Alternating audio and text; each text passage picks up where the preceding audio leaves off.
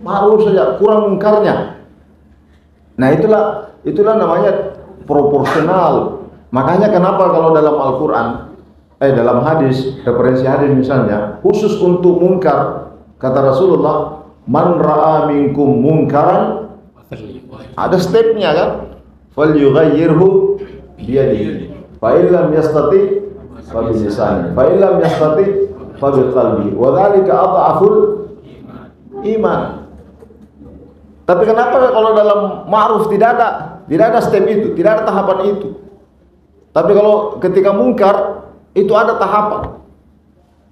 Itu artinya kita diperintahkan untuk berdakwah proporsional. Karena jangan sampai kita berdakwah lalu kemudian yang masalah di kita atau mengancam diri kita. Gitu. Atau terjadi konflik horizontal. Makanya ada step itu. Falyughayyirhu biyadihi. Siapa mereka yang biyadihi? Yang merubah dengan power. Tangan itu simbol power, kekuasaan. Siapa mereka itu? Itu representasi dari pemerintah. Jangan sampai misalnya ketika kita melihat kemungkaran, lalu kita mau membasmi dengan merusak atau menghancurkan atau apa. Itu bukan porsi kita. Porsinya pemerintah itu. Di situ tahapannya pemerintah yang punya kelas itu. Nah, kita tidak punya kekuatan itu, tidak punya power itu, maka kita dakwahnya fabilisanihi. Jadi apakah dengan menulis, apakah dengan berdakwah secara verbal dan seterusnya, itu namanya porsi kita fabilisanihi. Kalau tidak bisa, kita bukan orang profesi dakwah, kita hanya masyarakat yang punya care, punya kepedulian, punya simpati, punya empati dengan melihat kondisi yang ada pada kemungkaran. Kita tidak bisa dengan tangan karena kita tidak punya uang untuk merubahnya. Kita tidak bisa dengan lidah karena kita tidak punya ilmu untuk berbicara. Maka masyarakat jangan tinggal diam. Inilah porsinya masyarakat. Fa biqalbihi wa dzalika adhaful iman. Itu upaya yang paling rendah, paling minimal. Adhaful iman, upaya untuk memprotek keimanan dan keamanan satu wilayah, itulah porsinya yang paling minimal. Jadi kalau demikian kita perlu lihat kontekstualisasi ini. Ya, itulah tadi heterogenitas dalam masyarakat menjadi perhatian kita, baik secara eksternal maupun secara internal. Karena jangan sampai porsi itu melebihi dari porsinya, maka bisa terjadi hal lain yang tidak produktif bagi kegiatan dakwah kita ini. Misalnya Imam Ahmad bin Hanbal pernah menegur seseorang ketika keluar dari masjid. Jadi tiba-tiba ada jamaah yang menghancurkan gitar atau alat musik yang memainkan musiknya di sekitar masjid. Jadi musiknya itu mengganggu orang yang berjamaah. Ini emosi nih, salah seorang jamaah emosi. Jadi langsung diambil itu alat musiknya, dipecahkan, Pak. Imam keluar, dia panggil orang itu dengan gayanya sendiri, bukan langsung menegur di situ. Bukan langsung, dia panggil itu orang yang memecahkan.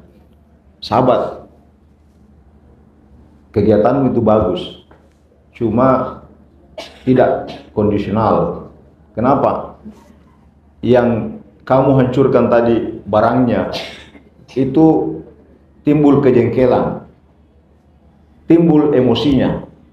Karena dia emosi, diperingatkan, maka bisa saja di tempat ini dia hentikan, tapi tempat lain justru malah dia semakin jadi-jadi. Mungkin sekarang hanya sendiri, tapi di tempat lain dia panggil temannya. Jadi tidak relevan dengan kondisinya. Itu Imam Ahmad yang berkata. Artinya perlu kita kondisikan. Apalagi di internal misalnya. Imam Ahmad bin Hanbal juga pernah berkata begini. pendai yang baik adalah pendai yang mengetahui kebutuhan masyarakatnya. Ibnu Taimiyah juga berkata seperti itu, bahwa pendai yang baik adalah pendai yang memahami bagaimana kondisi jamaahnya. Misalnya ketika dia mengimami, menjadi imam di jamaah yang tidak kunut, maka imam yang tadi menganggap bahwa kunut itu sunnah, tapi kemudian dia menjadi imam pada jamaah yang tidak kunut, dia tidak kunut karena menghormati jamaah yang tidak kunut. Sebaliknya, dai yang menganggap bahwa kunut itu tidak sunnah, tapi kemudian dia menjadi imam di masyarakat komunitas yang di situ ternyata menjadikan kebiasaan beribadah salat subuh dengan kunut, maka dia kunut untuk menjaga soliditas jamaah di mana dia masuk. Berarti kalau begitu, inilah dai yang fleksibel, ya, dai yang fleksibel, sehingga dai keluaran Majelis Ulama Indonesia, dia lihat, dia tanya dulu, ini di sini baca Bismillah atau tidak? Ya, oh Ustaz, baca Bismillah. Oke, saya juga baca Bismillah. Sekalipun saya jarang besarkan suara Bismillah. Sebaliknya juga begitu. Di sini kunut tidak? Kunut. Saya tidak hafal doa kunut. Jangan bisa imam nah.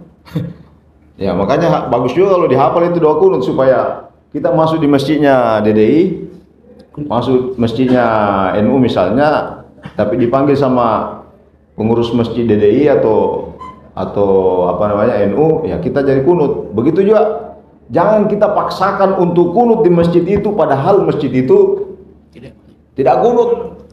Nah, kalau ada yang melakukannya, itu menurut Ahmad bin Hambal, Imam Ahmad bin Hambal, Imam Malik dan ulama-ulama lainnya, dianggap tidak menjadi dai yang kontekstual, tidak relevan dengan kondisinya.